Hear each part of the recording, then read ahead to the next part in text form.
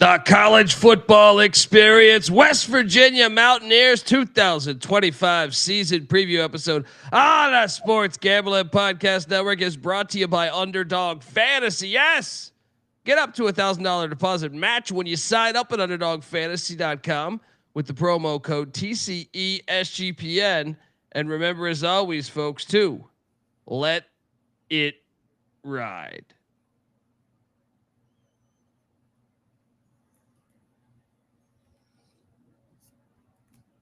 Hey, it's Peyton Manning, and you're listening to SGPN. Let's ride.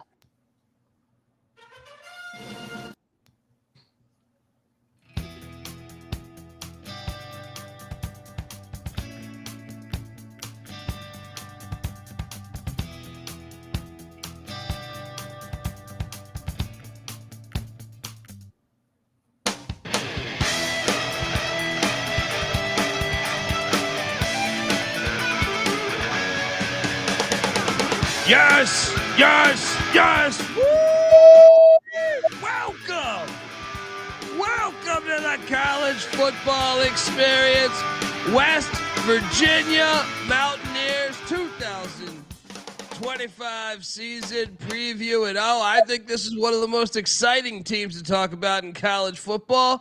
YouTube.com/the college experience. Jump on over there. We're breaking down all 136 college football teams with a solo episode for every single team in the land. But this one might be the most interesting because, well, I mean,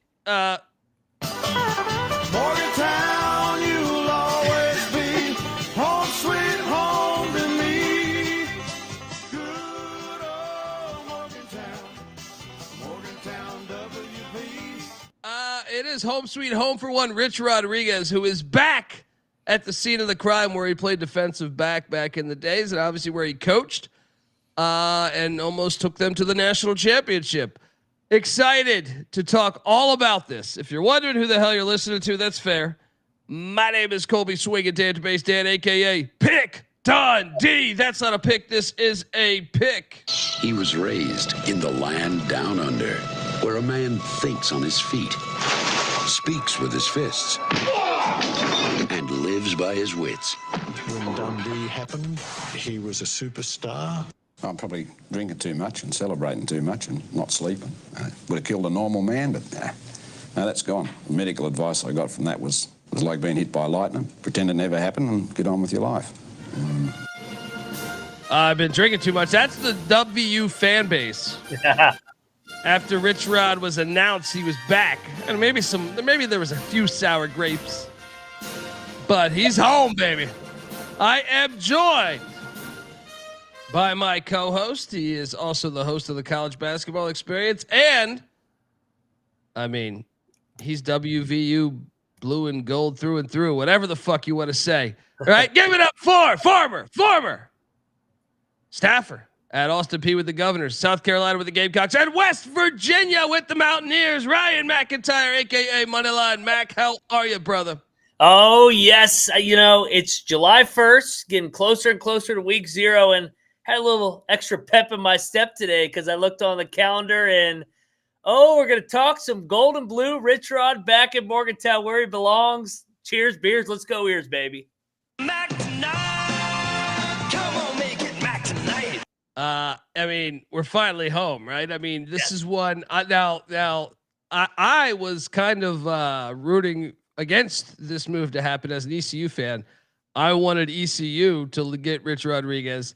I thought, no, you guys, he burned that bridge, man. He burned that bridge. But no, the bridge has been built up again by Pat McAfee and company, and he is now back in Morgantown where he belongs. And let's just jump right into the slideshow here, where he is all time, by the way, 190 and 129, and the guy is just a fucking winner. I feel like what is the pulse of the average WV fan? Is it like 8 out of 10? Love Rich Rod back. What is that number if you had to guess?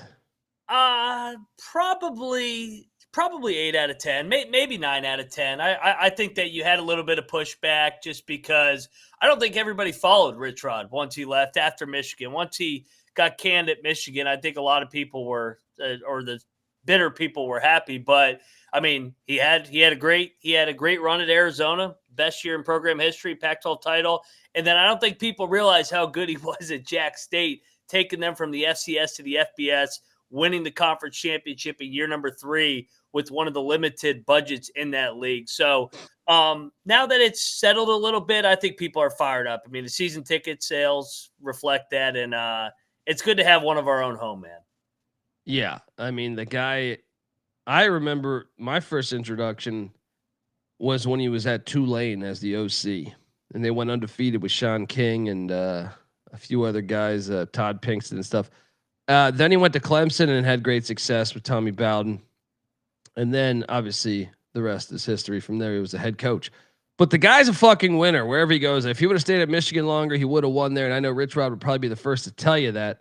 Yeah. So the question now is, how long does this rebuild take? Because nowadays it's a transfer portal era. It's going to be fascinating to watch. That's why I have them as like one of my top 20 teams, like as far as like most interesting to watch. I love just following the storylines there. But yeah, I mean, you got to love Rich Rod. He's back home. I'm glad that this marriage could happen. You know what I mean? I'm glad they could get back together. All right. Now I will say this, and shout out to the chat, by the way. Come be a part of the chat, youtube.com/thecollegeexperience. The chat can't wait to see Rich Rod. Yeah. And AKA Badger on the intro, he says, that sounds less like Peyton Manning. That was Pat McAfee when he did our show. When we asked him to do an ad read, he read as Peyton Manning. So I thought it was appropriate. Now here's the question to ask.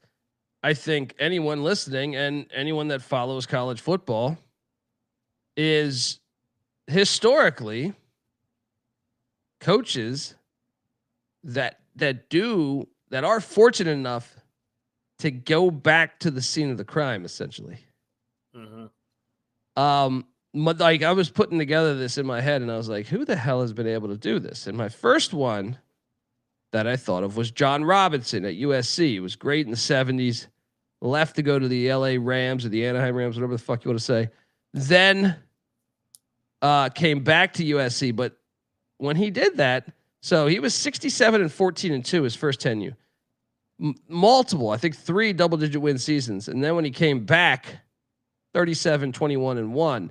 He was still somewhat successful, but his final 2 years were 6-6. Like, so I would say they didn't actually catch what they had the first time. Then you have Mac Brown at North Carolina, who I think never missed a bowl at Carolina, and that program was on the ground when he took it over. So he did uplift that program. But he never got it to his first tenure when he's winning double-digit wins, I think 2 or 3 times. He never got it there. Then I thought, okay, who else could do this? Mike Riley. Mike Riley's an example. When he was at Oregon State, he left for the San Diego Chargers, came back to Oregon State after Dennis Erickson left, and actually was better than his first tenure. And Bill Snyder was another one who left for a few years, came back, and still was kind of the same. Like he had multiple double-digit win seasons, some 9-win seasons, so he was kind of the same. And then I know Road Rash face Bobby Petrino also came back to Louisville and had success before things blew up.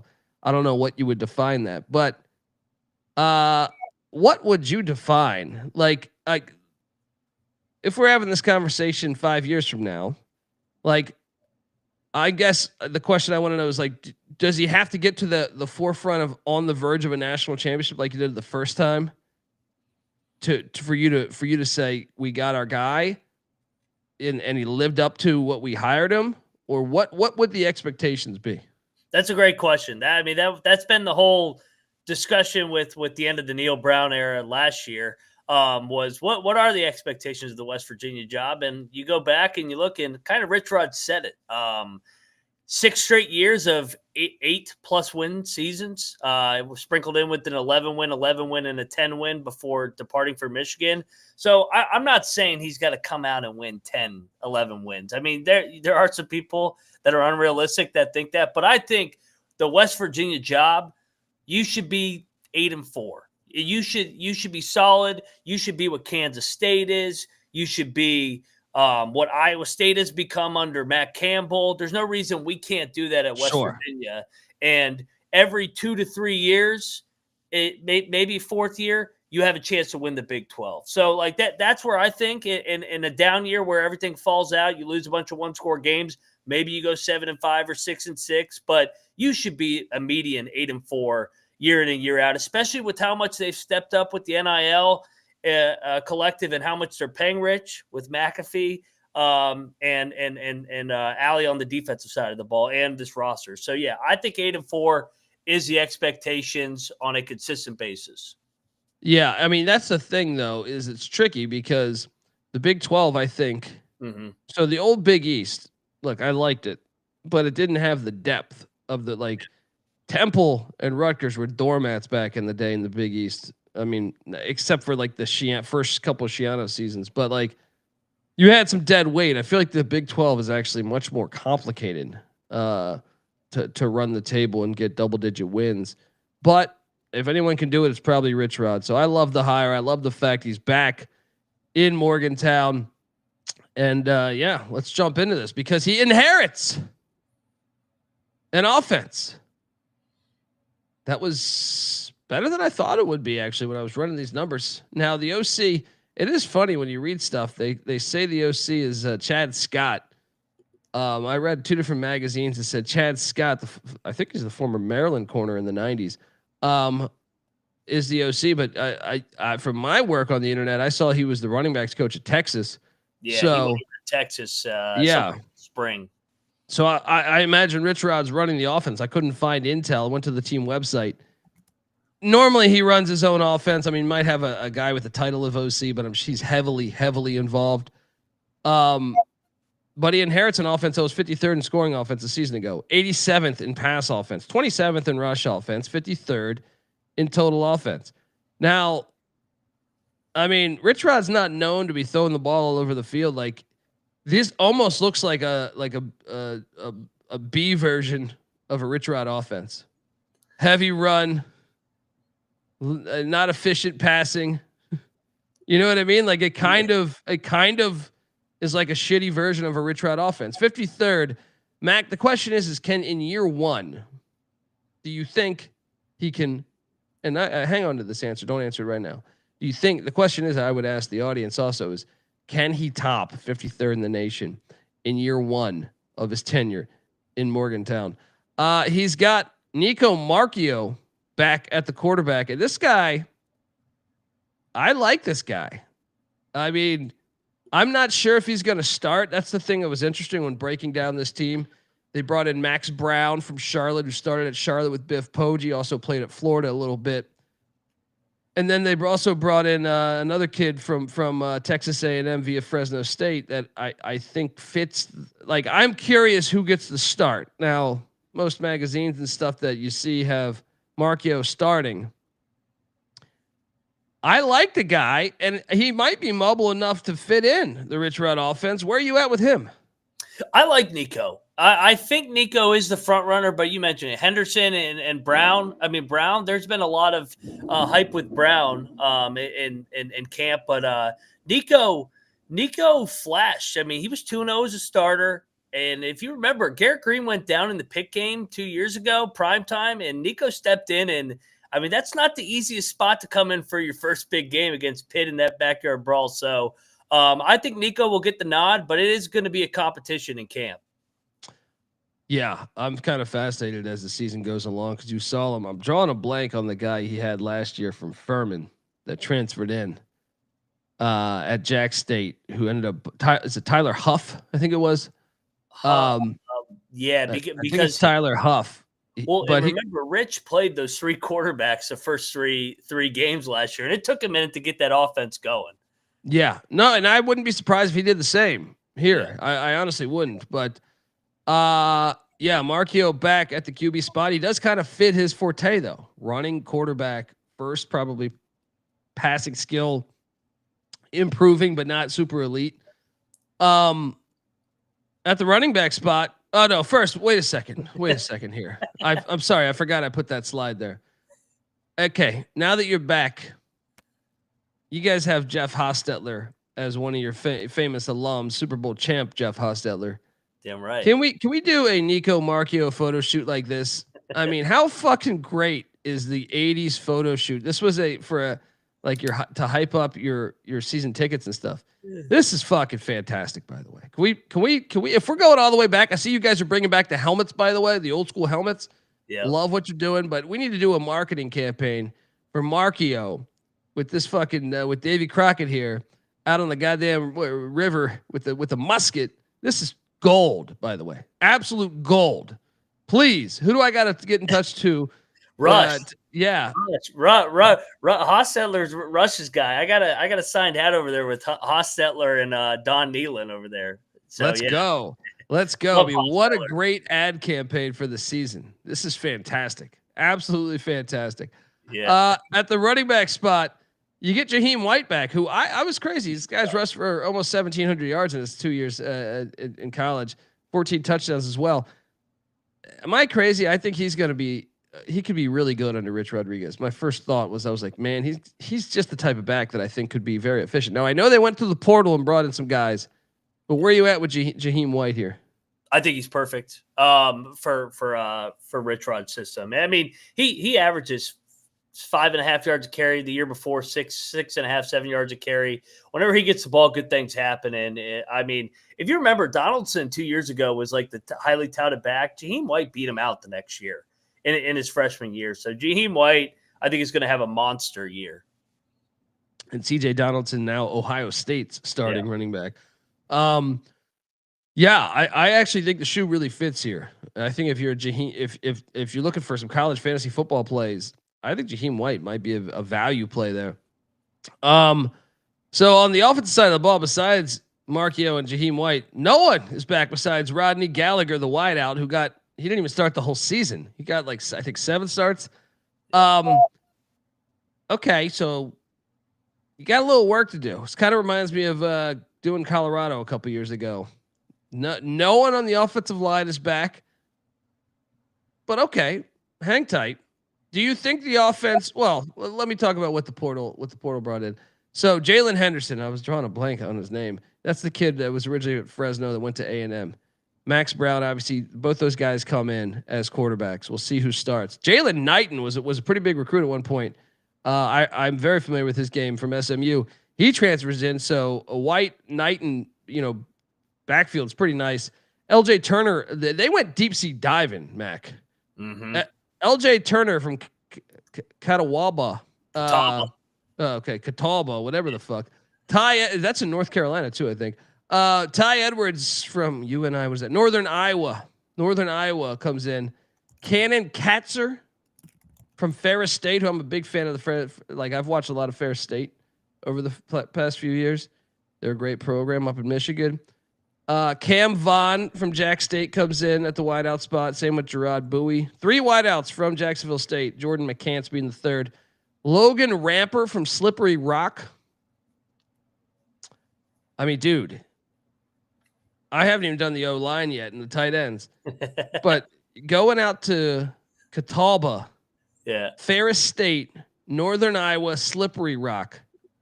Then you go and you add in Jeff Weimer from Idaho State with Cody Hawkins, friend of the program.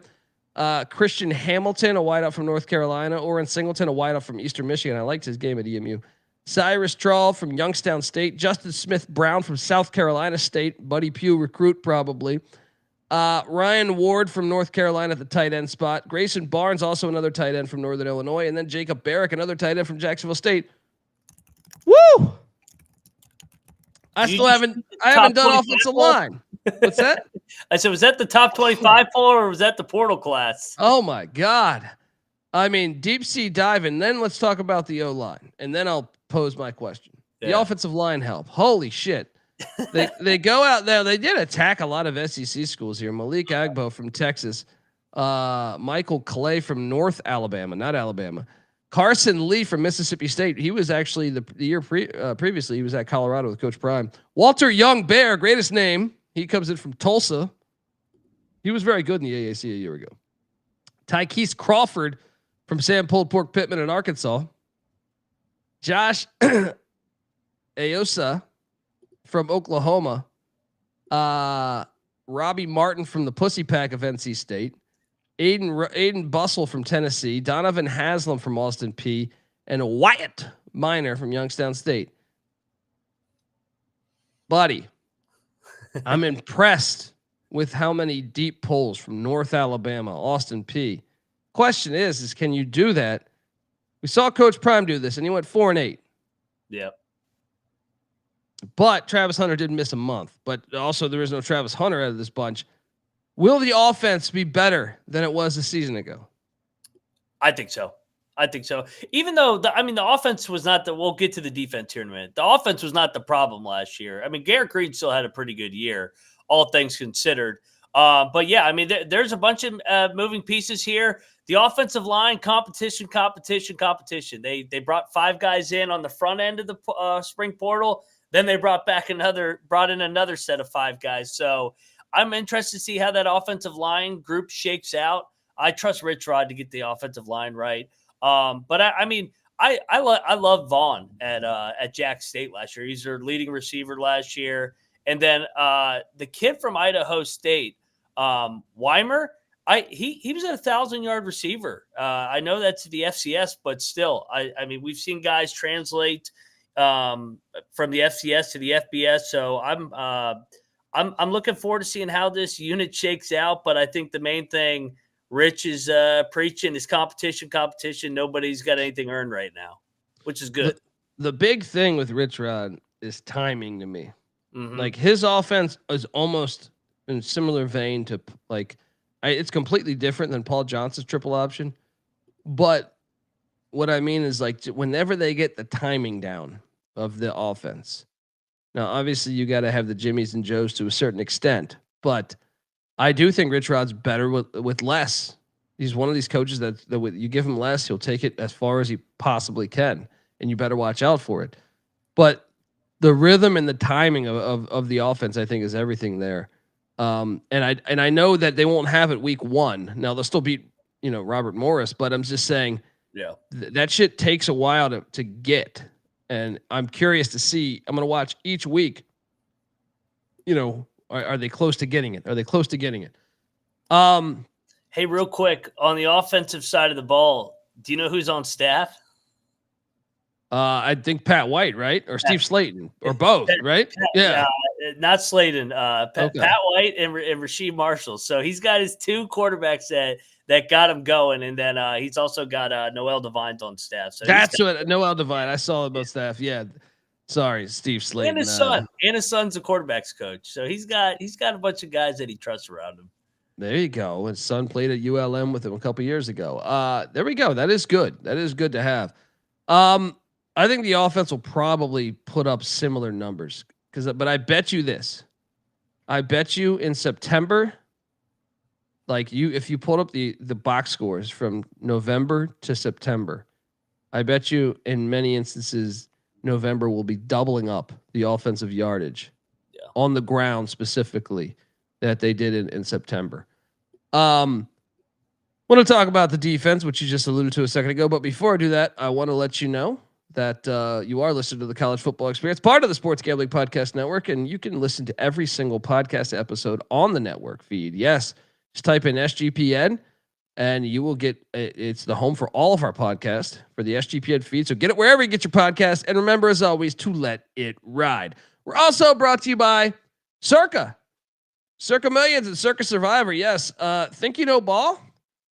Then you have to enter Circa's football contest with $21 million in guaranteed prizes.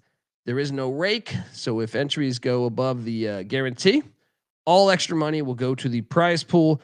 Circa Millions, you pick 5 NFL teams against the spread each week, and you go for the ultimate sweat in Circa Survivor. There's even a Circa Grandissimo for $100 million Survivor contest right there.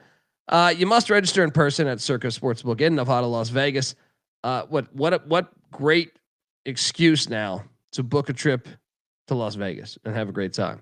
I just booked my trip today for Mountain West Media Days. So I'll be out there. All right. Sign up in Nevada, play from anywhere. And with the help of SGPN's official proxy because you're going to need to play from anywhere. You're going to need that proxy. Go to footballcontest.com. Use the promo code SGP to get $50 off your proxy fees. We are also brought to you by mybookie.ag.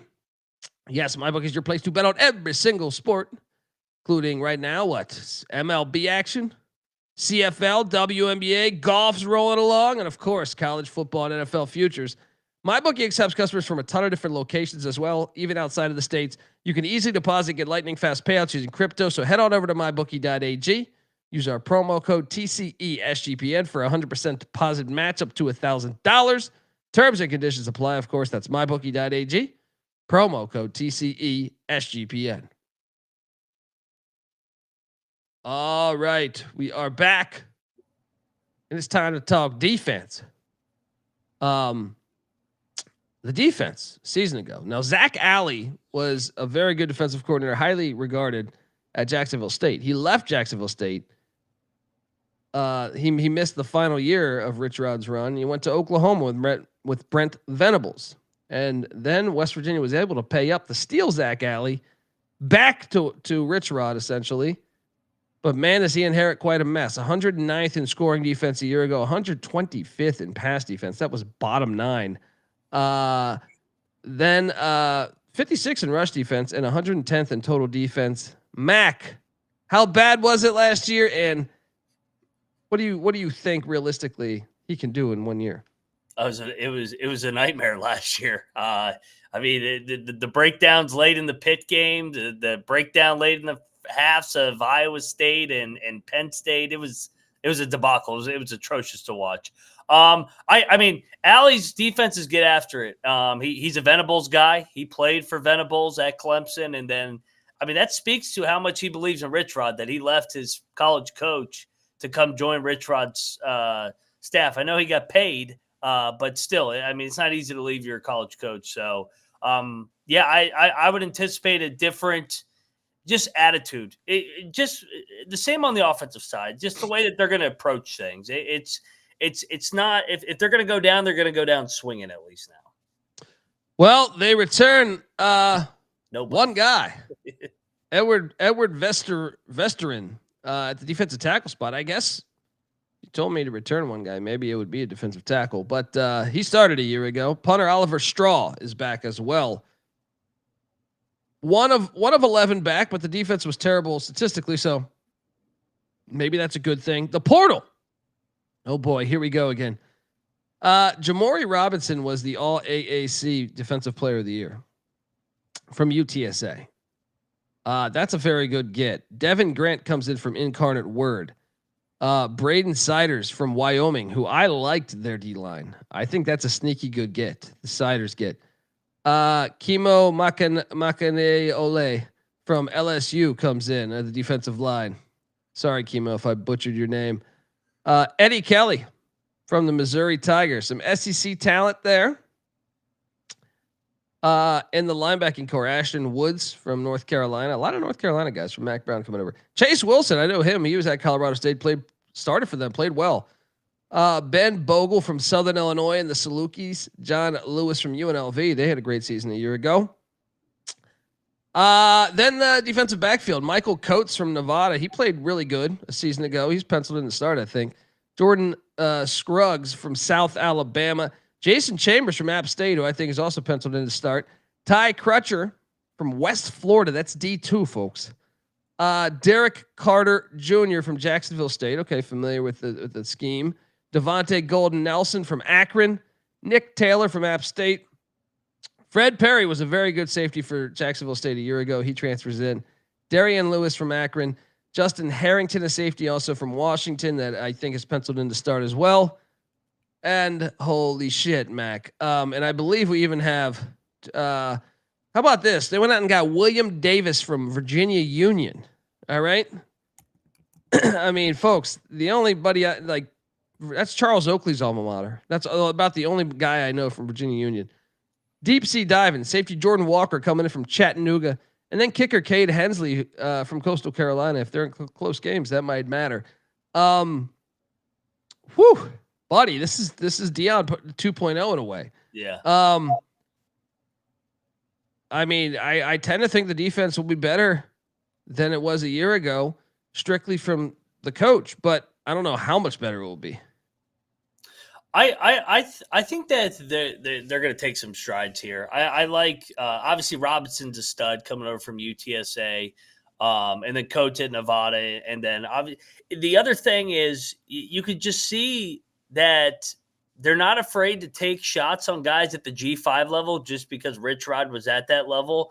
And then they did a nice mix with some high major guys that are looking for a second chance. So the offense and defense brought in a lot of guys, 60, 70 guys, but hell, he just did this at Jack State and it worked out well. So we're going to see his eye for talent once more.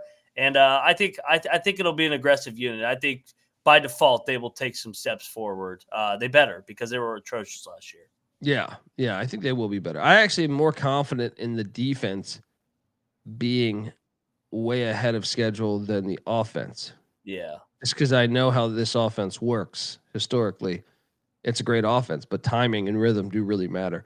So we like to do a thing called State of the Program. And part of State of the Program is, I think it goes hand in hand, not only with who your roster is, which we've been talking about for the past 20 minutes, but also your stadium, your fans. Who are you? Who is you? You know what I mean? And so I've been to this stadium, and I did get pepper sprayed. Milan Pusker Stadium there, 45 years young. I gave it an 8 of 10, Mac, and I'll be honest. I was going to give it a 7 of 10 because I was mad that they got rid of this beauty back in the day. Mountaineer Field. Downtown. All right. Oh, man. I mean, this stadium, legendary stadium there, that this is where, Bobby Bowden coached West Virginia. But I still like Milan Pusker Stadium. I just think, look at this beaut. I mean, come on, look at that thing. What is this now? It's probably like they got buildings here now. Yeah, they got buildings down there, and then they got the PRT and all that shit. Yeah, man, I would have loved to gone to a game at Old Mountaineer Field downtown, but unfortunately, I was not alive during that time. Yeah, look, if I did not know this information, I would have probably just been, it's a solid 8. Yeah. But then you know this and you're just like, fuck, man. But it is still a good stadium. And mainly because West Virginia's fucking batshit crazy. Their fans are awesome. The experience, like I said, I've been to this parking lot. I was shit hammered somewhere in there. And they got couches on fire. Like I said, actually we got pepper sprayed in the stadium. It wasn't outside of the stadium, but debauchery at its biggest, maybe the most that I've ever seen. I mean, really, the only ones I could really put on that pedestal is probably like ECU and LSU would be the 3 that stand out as like just fucking debauchery. Like you're just passing by people on the ground doing keg stands. You know what I mean? So, grandma's doing. Yes. I mean, it is perfect. It is everything that college football should be. I don't even know. I found this photo on the internet. There's some dudes getting shit hammered. All right. Double fisted some Natty Light. But also, how about this? They're known to burn couches. This guy built a grill that was a couch. How great is this? I need to be friends with this guy because that is fantastic. His tailgate scene is all WV. YouTube.com/The College Experience. Jump on over there. Check it out. And this is Milan Pusker Stadium, which I think is fucking fantastic too. It's just, knowing what the old one was, I wish they would have preserved it, but this is still a very nice stadium. Mac, have you been pepper sprayed there? I got pepper, not at the stadium. I got pepper sprayed after we beat Texas the year with Geno Smith and Tavon Austin. Right on Grand Avenue. It was a good night. That is a great night. Yeah. We thought we were going to the national championship, though we lost 5 straight. But hey, horns down that night at least. That happens. Been there before.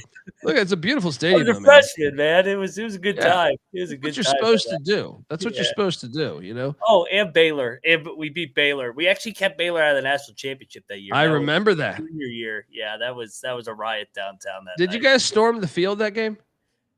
I think yeah, I think so. I think Okay. so. Yeah. It was a fun. I mean it started. I was overserved. I was just talking shit to all these Baylor fans. So yeah. Fantastic. I mean, it's a beautiful stadium, and your guys' fans are awesome. They are like exactly what like good the definition of good college football fans. They're just great fans. They'll show up. I mean, I've seen them in Landover, Maryland before showing up, neutral site games, but full on away games.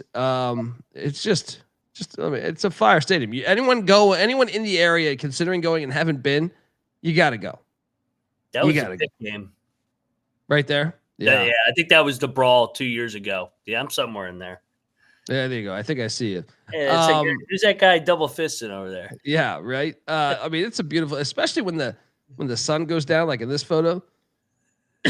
Excuse me. I'm still getting out of that Wuhan flu. No, it really is a beautiful stadium. What do you give this thing? I know you're biased. Look at that in the snow. Yeah, come on. A game. Love the fact it's not a dome.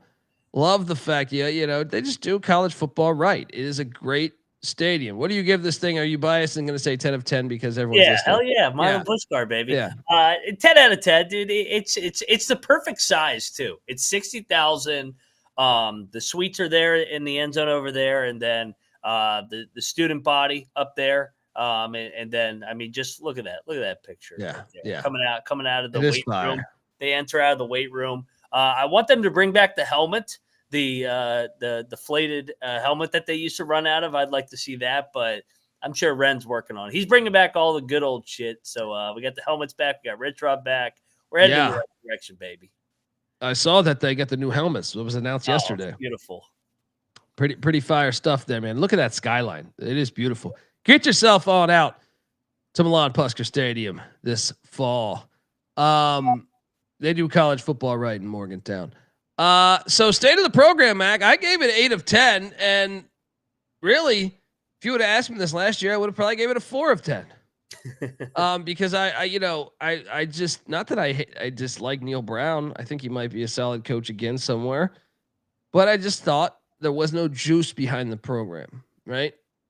And whether it's Pat McAfee or what's that owner of the the guy in Arizona that owns the baseball team, drawing a blank on his name, but he's a Dub V alum, I believe.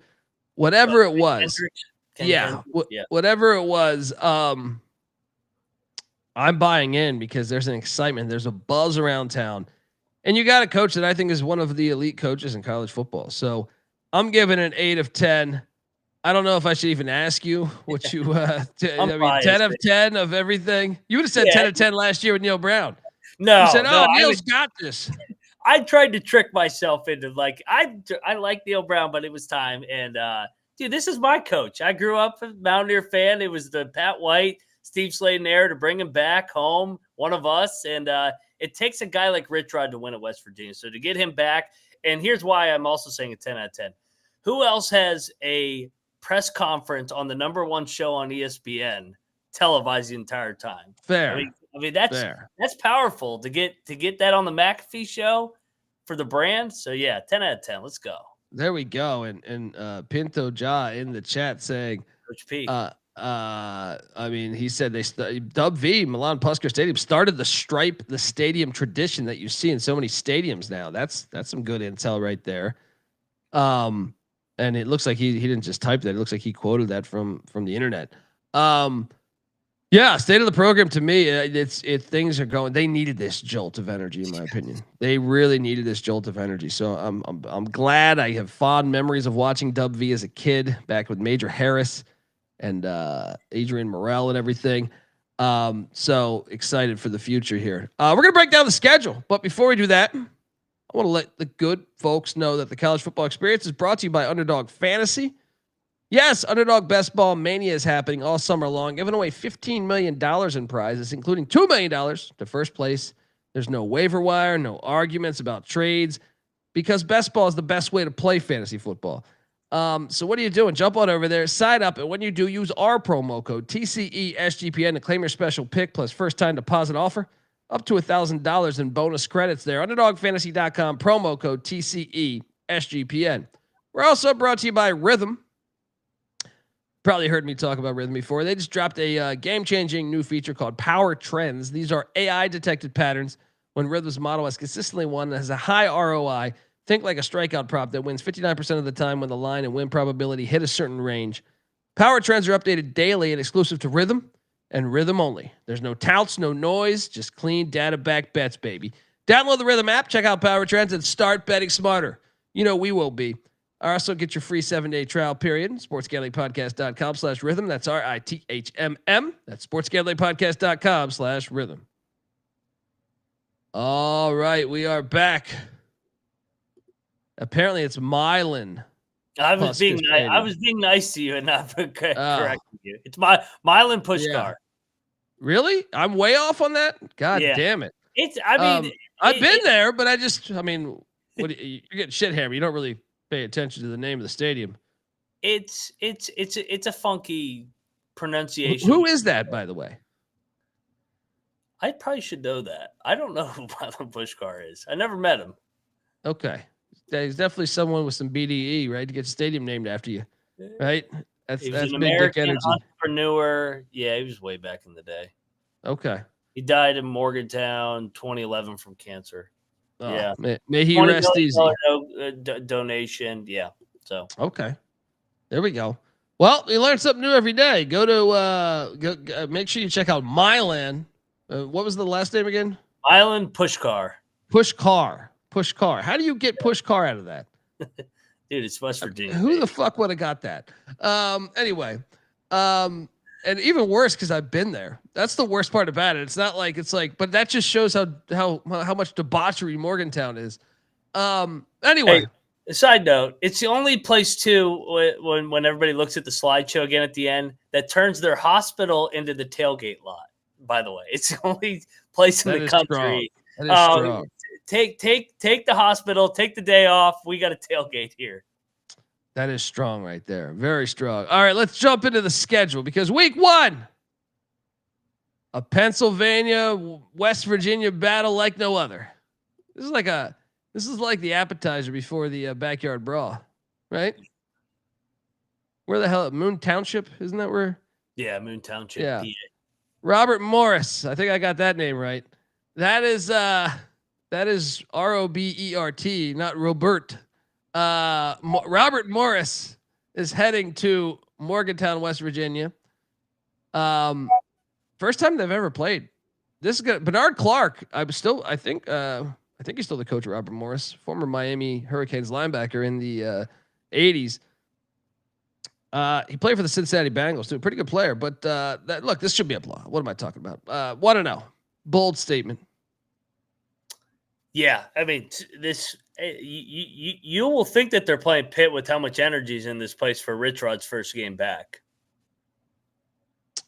Oh yeah, do we have a number on this yet? No, because it's FCS, right? Yeah. That'll come out later. Yeah. And now we buckle in because Peden Stadium will be rocking Ohio. Ask your hated rivals Pitt about the time they went to Peden Stadium. The last time they went to Peden Stadium. Yeah, or Iowa State. They took L's. Dangerous. But I'm taking Rich Rod. This will be a grinded out game. Remember, Tim Albin, the head coach of Ohio, left for Charlotte. By the way, the series goes back to 1897. I'm on Dub V, though. I think they get it done. I think Ohio's got too many moving parts. I know Parker Navarro's back at the quarterback spot. I know they retain their DC and some of that talent they have, but I just think Dub V's talent at this point will be a little bit better. Breaking in a brand new head coach. I know he was on the staff a year ago, but I still think I have to give West Virginia a slight edge here. 2-0. Yeah, I mean, I hate this game. This is trap game with who's on deck, but if Neil was coaching, I think Ohio would win. But I think Rich Rod will not let it be a letdown in just game number 2. They grind it out. It won't be easy. If Albans was coaching, I'm with you, man. I would be like, shit. But first year head coach, first year head coach, I'll take Rich Rod. Yeah, what is it? Brian Smith, I believe, is the new head coach of Ohio. Go listen to our Ohio preview. We're consistent on this. 2-0, and then you have the backyard brawl. Man, Pitt, West Virginia, Morgantown. Series goes back to 1895. And if I may not know the goddamn stadium name correctly, but I know this fucking rivalry because I've been watching this rivalry since I was like 6 years old, 7 years old, some shit like that. I love this rivalry. It's college football, and it's like, to me, there's some hidden great rivalries.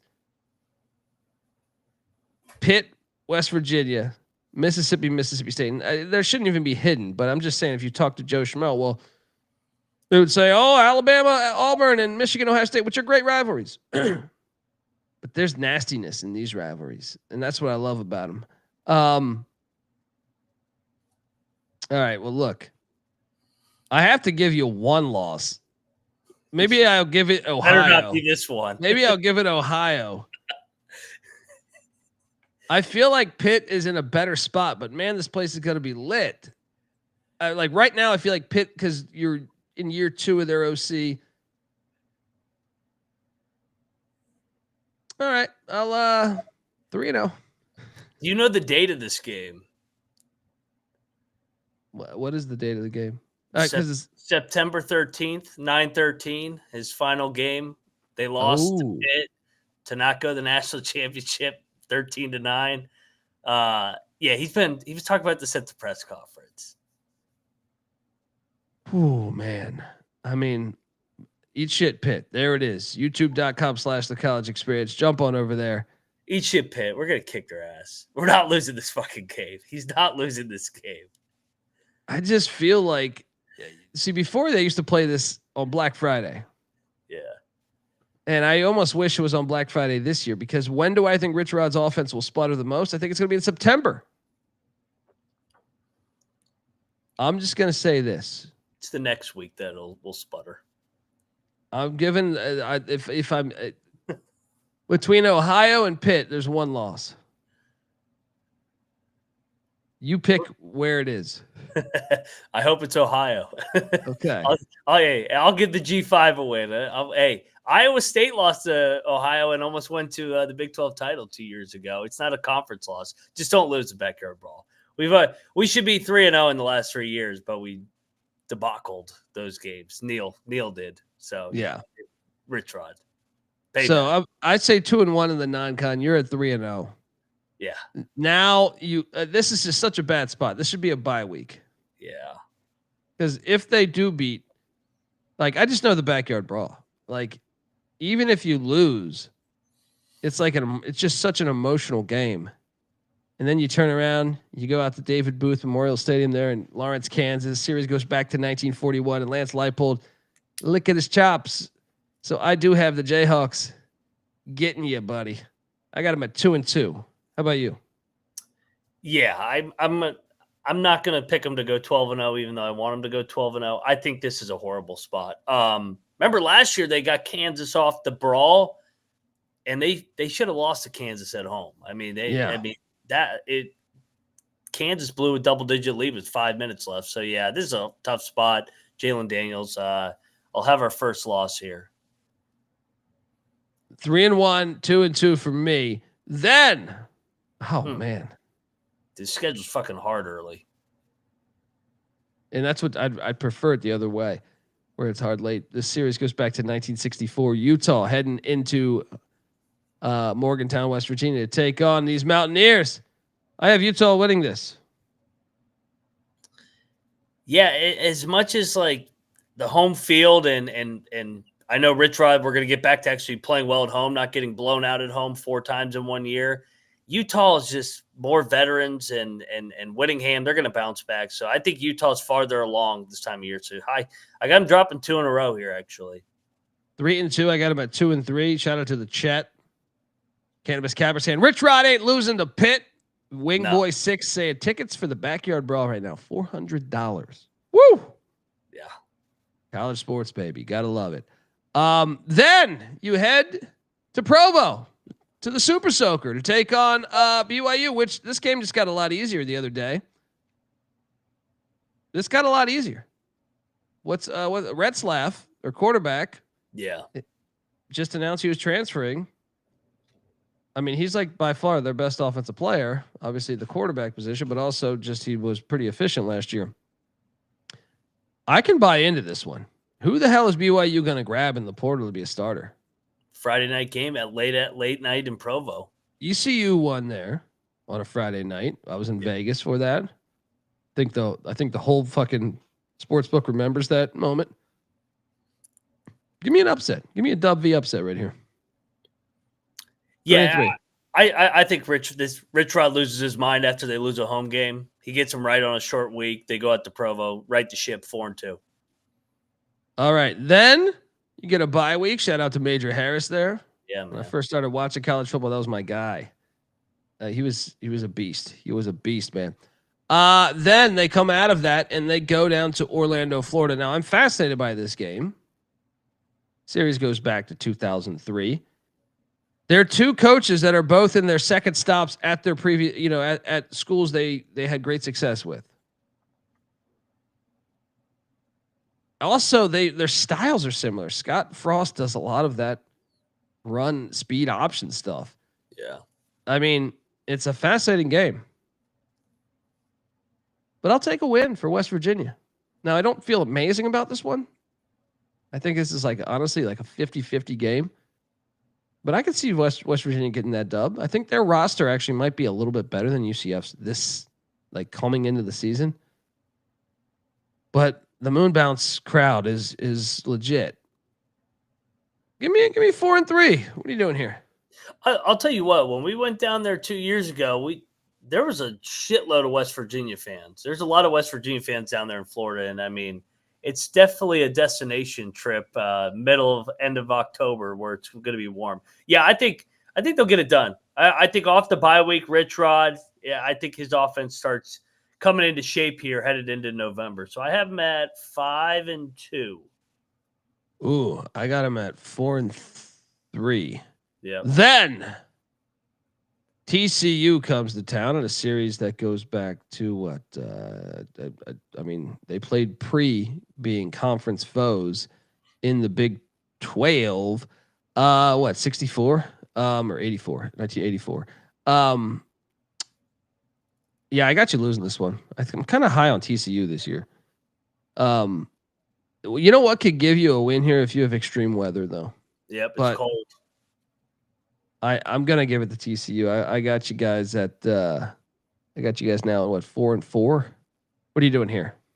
I got us taking care of TCU. I'm with you. Like where the game falls, this is when the weather starts to turn.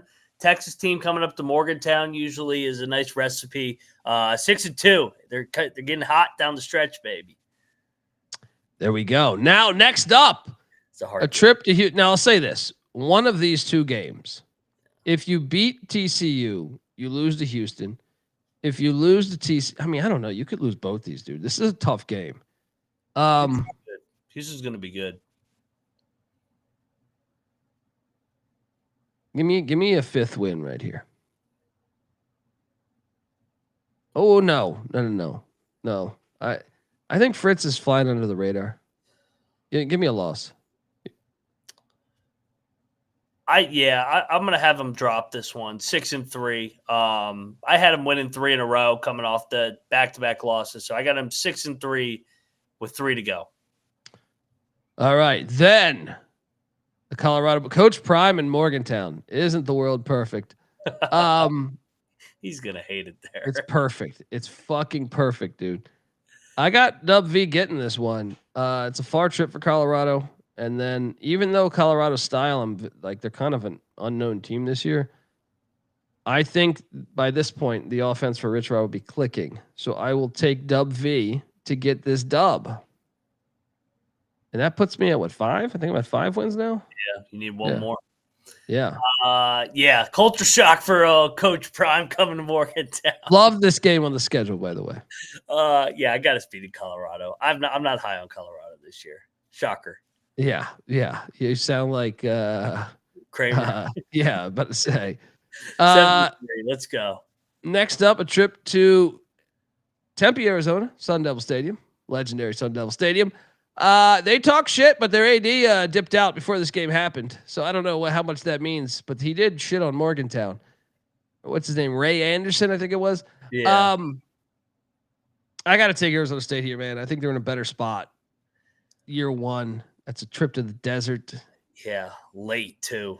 No Yeah. bye week. 7-4. I think we dropped this one. Arizona State. I think we'll be playing well at this time. So I got us dropping this one. 7-4, headed into the final bye week. And I'm at what, 5-6. 5-6. I don't like this late bye week, by the way. Shout out to Coach Don Nealon, though. Fucking legend. Do you like the late bye week before the one game? I would like the bye week before Arizona State. Yes. Travel week. Yeah, no, yes. I don't. Although, I mean, if the Texas Tech game does mean something. I've already got this figured out, man. Yeah. So the final game of the season, Texas Tech comes in with their super expensive roster, highest payroll and transfer portal. To spoil it. This is just so perfect, Mac. What is the date on this? It's like November 30th or something, right? November 29th, I think it is. You're going to try, because they still run the air raid. You're going to try passing that ball around in some windy ass, cold ass conditions. And that shit ain't going to fly. Rich Rod goes bowling. 6th win, and I might keep Texas Tech out of the Big 12 championship, which would be fucking hilarious. I like this one. 6-6. What are you doing here? Shout out to Texas. I love Lubbock. I love Texas Tech fans. You guys did us a good one last year. You beat us so bad in the finale that we fired Neil and brought Rich home. Now we're going to spoil your super team roster and keep you out of the Big 12 title. 8-4, baby. Rich Rod gets us back to where we belong. 8-4. There we go. Shout out to Wingboy too. He's talking about his days to get field passes. Let's go. Let's go. The win total is at 5.5. So I am on the over. I am trusting Rich Rodriguez. Now, they're plus 4,200 to win the Big 12. They're plus 3,000 to make the college football playoff, and they're plus 100,000 to win it all. Mac, I can't emphasize enough. I know you have them at 8 wins. Can't emphasize enough how big that Ohio game could be. Yeah. They're all big. I mean, they don't have a sure win other than Robert Morris on the schedule. You're right. I mean, you're right. But I trust Rich Rod. 6-6. You go bowling and then watch out next year. I'll tell you that right now. Get to a bowl game. We're both on the over. You like any of these other bets? I mean, shit, you got them 8-4. You might as well sprinkle that plus 4,200 there to win the Big 12. And here's the other reason I'll sprinkle the Big 12, because it's the Big 12. Arizona State was preseason 16 last year. West Virginia, I've seen it's that they're the worst team in the league, worst roster. Okay, I'll trust Rich Rod. Yeah, I'll sprinkle Big 12 just with some chaos because, I mean, it could be like a 5-6 way tiebreaker. And I don't think people realize in the Big 12, these rosters are not as far apart as everybody thinks. Yeah. Every game's a 1-score game. Yeah. Now, I will say this. I did have on paper, you guys, all your road games minus UCF, I had as bowl teams. But I had UCF as 5-7, potentially 6-6. So potentially a bowl team. That is fucking tough. You would like one layup. You know what I mean? If you're going to go on the road, just be like, okay, give us one. I do think Houston's going to be a bowl team. I think Arizona State will be a bowl. Now BYU maybe now with Retzlaff's injury, his sexual injury that he encountered. Maybe that's the one that doesn't go bowling. Yeah, that could be the one. Well, and Colby also, I think too with the Big 12. If you remember, who the two teams that were predicted to win it last year were Oklahoma State and Utah. They didn't even go to a goddamn bowl. TCU the year before goes to the national championship. They don't go to a bowl. Oklahoma State, this is such a zigzag league where Like, it wouldn't shock me at all if BYU missed a bowl, even though they went 11-2 last year. Yeah, well, especially now that like this guy was a big part of their success. Fascinating. We will have you covered, folks, for it all. All right. Every single game we talk about, every single team we talk about, because we are the fucking college football experience. Subscribe, tell a friend, give Moneyline Mac a follow on Twitter at Moneyline_Mac. I'm on Twitter at TheColbyD. College Football Experience is on Twitter at TCE on SGPN. And don't forget youtube.com/The College Experience. Highly recommend watching the show. Mac, we got to get up there for a game, man. Yeah. We got to get up there. We got to figure this out. Get up there for a game. You might see us in Morgantown doing, if you see someone out in the parking lot chugging a beer, doing a whip it, you know what I mean? That'll be me. So, whoa, my fucking throat right there is my Wuhan virus kicks in. Get your pepperoni roll. Yeah, let's go. All right. Enjoy the slideshow too. I love West Virginia's history in football. Put together a lot of this stuff right now. So, and by the way, next up, we're talking Louisiana Tech Bulldogs football in about 10 minutes on this very network. Also check out the College Basketball Experience and the College Baseball Experience and the Sports Gambling Podcast Network. All right. Till next time, folks, this is the College Football Experience, West Virginia Mountaineer style. You better start thinking about yours. And we out of here. Mailbox 1. You have 7. Let's get 1.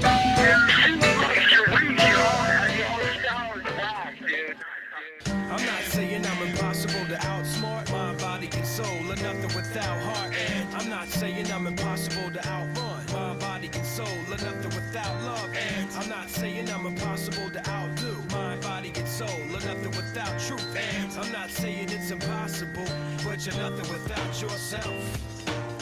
We're the obsession to be a part of that, started that. Mind over matter don't matter in the market. I've seen much smarter cats have heart attacks, largely because leaders need lambs to be lethargic.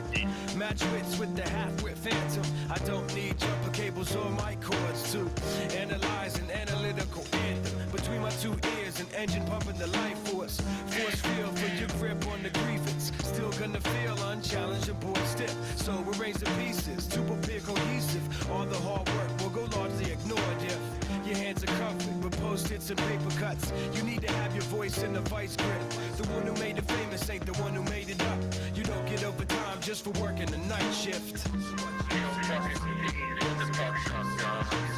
I'm taking a pitch right now. It's like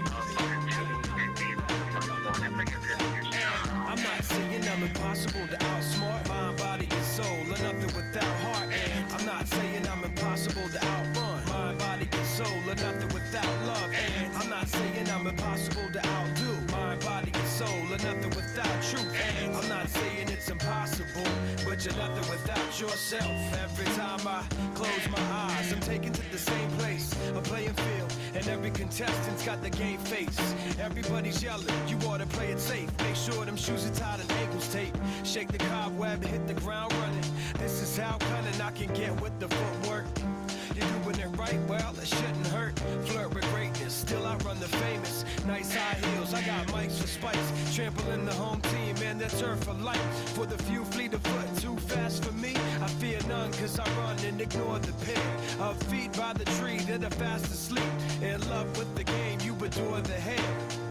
I believe in achievement. My soul isn't rewarded just cause the season goaler moves toward it.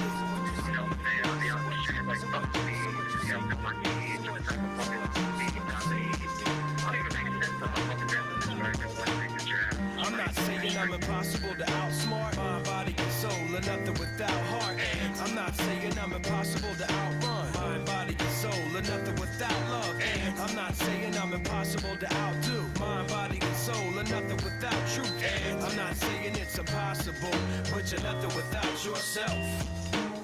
Conspiracy theories, gotta love them clearly. Nothing's more entertaining than entertaining a query. Just a word to the wise and the weary. Recognize the authors of reality and theory.